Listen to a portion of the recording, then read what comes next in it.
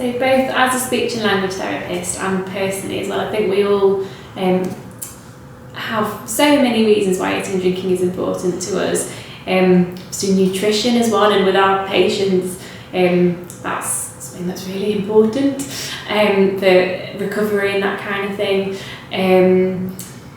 And also as a speech and language therapist, maintaining someone's swallow, that's really important as well. But also in terms of pleasure and quality of life, and we see so many of our, especially acute stroke patients, really struggling with low mood and things like that, and difficulty eating and drinking can really exacerbate that. So I think, yeah, eating and drinking is important in terms of pleasure as a social thing, something that can, just a little thing in our daily routine that can boost our quality of life. It's the only thing that he enjoyed in life now, because he couldn't do other things, so eating was so important, and getting the right food for him. Yeah. So that was the other thing, yeah. And drink, so. So my role on the ward is an integrated ward therapist. So I work closely with the nursing staff and also the therapy team to look at where we can deliver joint care, where we can look at working on patient goals together. And one of the biggest things that comes up, time and time again, is around meal times and about, what a patient's eating and drinking, how are they managing, and obviously the impact that is going to have when they go home. Do they need carers? And so I'm privy to a lot more conversations being based on the ward about, what are they eating? Is it meeting their nutritional requirements? Do they need support? What level of support? Who's going to do this? How are we going to manage it on the ward with various other tasks that there are? And actually, eating and drinking for patients is paramount. I think it is the foundation for, good rehab. And I think if they're eating and drinking enough, then they're going to perform much, much better in every other aspect of their day and in their, in terms of achieving their goals.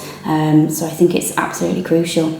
It's good to have share people like a coffee morning or a breakfast, because you can have the ends of the day or the beginnings of the day and have a little chat, and it makes life a lot easier. Yeah.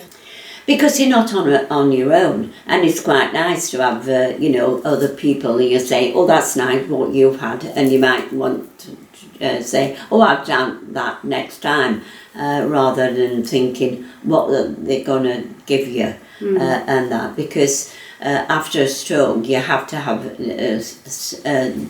different food until you can swallow properly, and that. And sometimes it's nice to watch other people have got other things and thought, oh yes. And especially, I had to be careful because I was gluten-free, and that's not easy, especially when you've had a stroke. They've got to, look at things differently.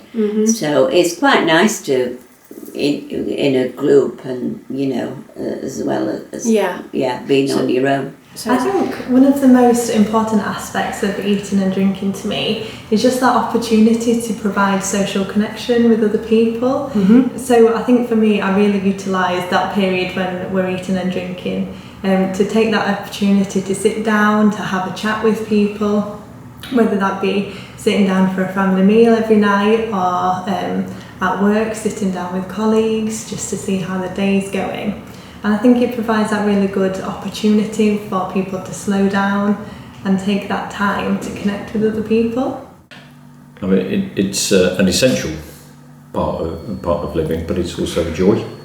And certainly at home, we like to take time to prepare food and enjoy having nice food to eat.